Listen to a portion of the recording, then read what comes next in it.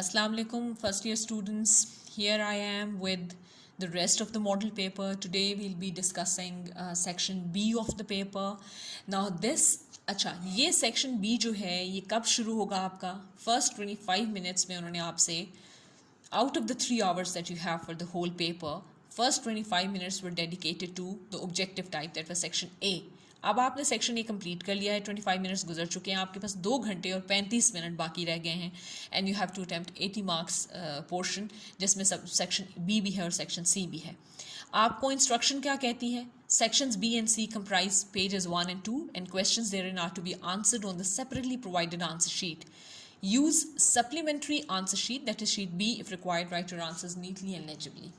अच्छा, इसमें एक बहुत इंपॉर्टेंट इन्फॉर्मेशन ये है कि इस साल से जो अब एग्ज़ाम्स होंगे बोर्ड के, उसमें इंग्लिश के पेपर में आपको ई शीट्स मिलेंगी. ई शीट्स से मैं आपको डेफिनेटली एक वीडियो करूँगी ई शीट्स के ऊपर, और वो मैं आपको बताऊँगी कि ई शीट्स क्या होती हैं, उनको कैसे यूज़ किया जाता है और उनके बारे में क्या चीज़ें ऐसी हैं that you need to know. वैसे ई शीट्स जो हैं वो ऐसी शीट्स हैं जो मतलब ब्लैंक, आपको नॉर्मली जो शीट्स मिलती हैं वो ब्लैंक शीट्स होती हैं, आप जितना मर्जी किसी भी सवाल के जवाब में लिखें. लेकिन ई शीट्स के अंदर आपके पास लिमिटेड स्पेस होती है आंसर के लिए. आपने सिर्फ उस स्पेस के अंदर आंसर लिखना होता है, अदरवाइज आप कहीं कोई आंसर नहीं लिख सकते, ना तो लेंथ ज़्यादा कर सकते हैं. उसमें अगर 4 लाइनों में जवाब देना है तो you only have 4 lines in that sheet, तो you won't have an extra space to answer. So please try to answer your questions within the word limit. Word limit is very, very important to follow. Now coming to section B, it is a section comprising 40 marks of your paper, of this paper. And अच्छा, important thing to know, क्योंकि ये हम 2021 का model paper कर रहे हैं तो इसमें कुछ स्मॉल माइन्यूट चेंजेस हैं जिनका जानना आपके लिए ज़रूरी है. पहली बात तो ये कि जो यहाँ पर उन्होंने आपको 9 क्वेश्चंस दिए हैं फ्रॉम योर बुक, और उसमें से आपको आंसर करने हैं 7 को, और 40 to 50 वर्ड्स ईच में आंसर करने हैं, यानी 50 words is the limit. And always remember 50 words means +-5. आप 50 वर्ड्स का लिमिट है तो 55 वर्ड्स के ऊपर आप यूँ नहीं जा सकते कि nobody is going to check that answer. और अब तो ई शीट्स हैं तो वो तो वैसे ही 50 लफ्ज़ों के बाद कुछ नहीं उठाएंगी क्योंकि वो कंप्यूटर रीडेबल होती हैं नॉर्मली. आपने 4 मार्क्स के लिए आंसर करना है 7 क्वेश्चंस को इन 40 to 50 वर्ड्स ईच. इसमें जो नोटेबल चेंज है जो आपको नोट करनी चाहिए वो ये है कि पहले यूँ होता था कि ये जो क्वेश्चंस हैं इसी तरह क्वेश्चंस दिए जाते थे और 7 क्वेश्चंस ही करने होते थे.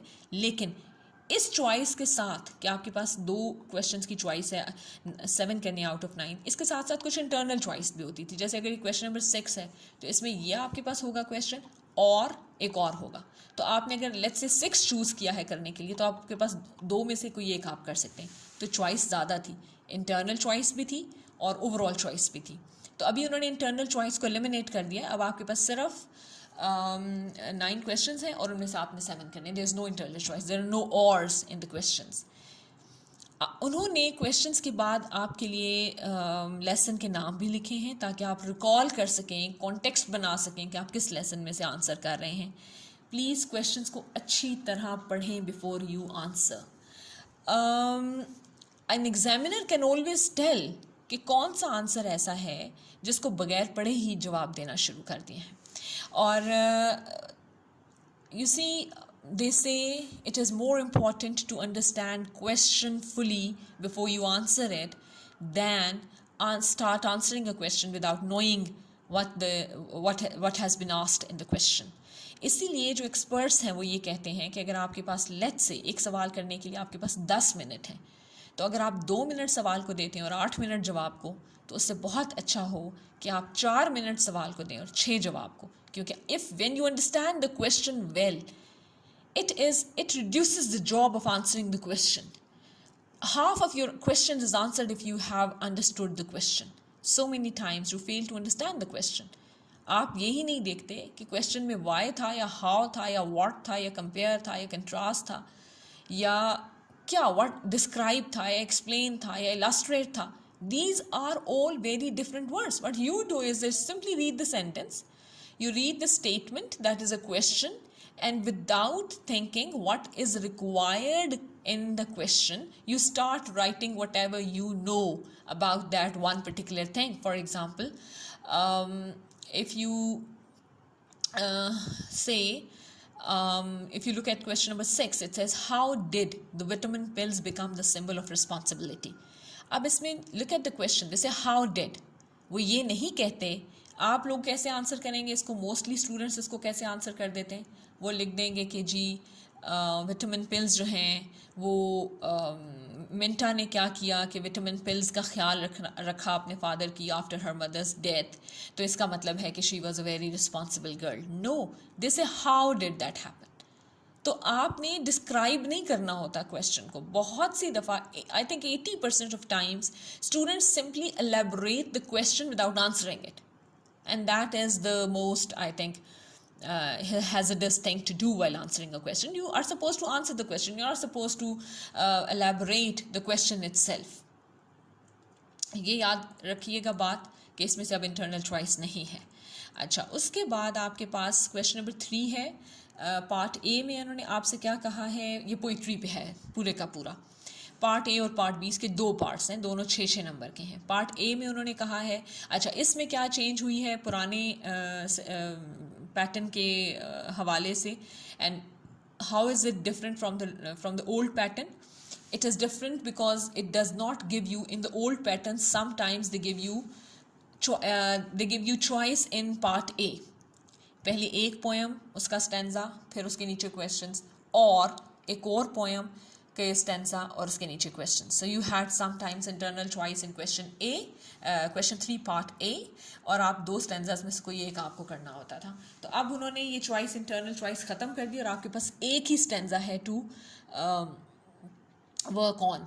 तो एक तो ये बात है. दूसरा एक बहुत इंपॉर्टेंट चेंज जो इस पार्ट के अंदर आई है, पार्ट ए ऑफ क्वेश्चन 3, वो ये है कि इन्होंने आपसे कहा है, जो क्वेश्चन दिए हैं 3 क्वेश्चन, उनमें कहा है paraphrase the first 2 lines of the stanza. Normally paraphrasing अभी तक till 2019, क्योंकि 19 में तो एग्ज़ाम हुआ नहीं, तो 2019 तक पैराफ्रेजिंग पेपर में नहीं आती थी. अब उन्होंने डायरेक्टली आपको ये क्वेश्चन दिया है कि पैराफ्रेज करें. So you need to know the skill of paraphrasing. So many students confuse paraphrasing with either summarizing or explaining. It is none of these. If you will say, I will teach you how to paraphrase, it's a skill. Then they ask you about the rhyme scheme of the stanza. You should know what the rhyme scheme is, and you should also know how to write the rhyme scheme. Sometimes आपको ये तो पता होता है कि rhyme scheme होती क्या है या इस stanza की क्या rhyme scheme है, but you don't know the correct words to write or the correct way to write rhyme scheme of a stanza.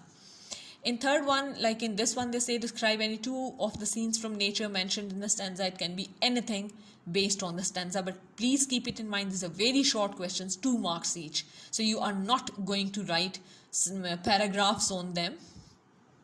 And again, because you'll have the e-sheets, you won't have a chance to write paragraphs though. Now, part B of question 3 is write the theme of the poem, whatever poem, in about 50 to 65 words. Now this is quite a good space for writing the theme of the poem. What do you mean by the theme of the poem? Theme of the poem can be, what is it about? The main idea, the subject matter. So in other words, you call it the central idea. That is the theme of the poem. तो इसको आपने लिखना है. अब ज़रूरी नहीं है कि सेक्शन बी में सिर्फ थीम आएगा. ये 6 नंबर का सवाल है, बड़ा सब्सटेंशियल नंबर है. 6 नंबर काफ़ी नंबर होते हैं फॉर एन आंसर, और आपने 65 वर्ड्स में लिखना है. तो ये इतना आसान नहीं होगा इन द सेंस कि अनलेस आपको लिखना है कॉन्सेंट्रेटेड वे में, तो बजाय इसकी कि आप कहानी डालने लगे. आपको तो थीम के बारे में कहा जाए, नॉर्मली स्टूडेंट्स को तो पूरी कहानी, पोएम की समरी लिखने बैठ जाते हैं. No, they are not asking you to write the summary, they want the theme only. अच्छा, अब जब आपने थीम लिखा तो ये थीम भी हो सकता है पार्ट बी में. पार्ट बी में कोई भी सवाल हो सकता है. पार्ट बी में कुछ भी पूछ सकते हैं. Any critical question, I mean from a critical, by critical I mean from a critical angle. They can ask you anything from a critical angle on the poem.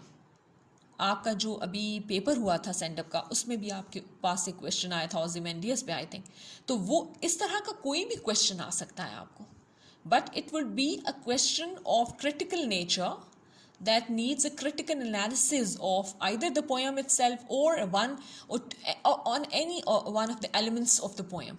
So you should be prepared that it is a full length question. You have to write 65 words at least. That is a small paragraph. तो ये है section B. In the next video we'll be talking about section C, and then we'll go on to talk about the content, and we'll talk about how to answer these questions.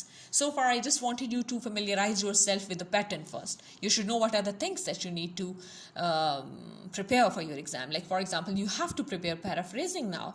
So someday we are going to talk about what paraphrasing actually is.